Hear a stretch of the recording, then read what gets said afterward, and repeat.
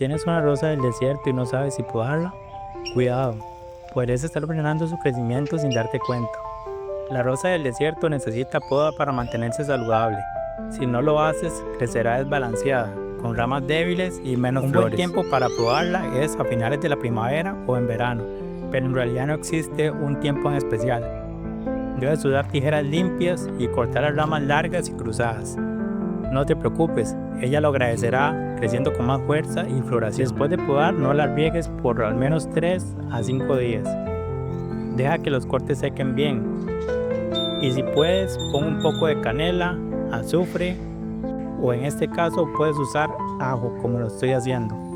Esto es para evitar hongos. La poda es clave para que tu planta se vea espectacular. Déjenme un comentario si ya has podado la rosa del desierto o si tienen dudas.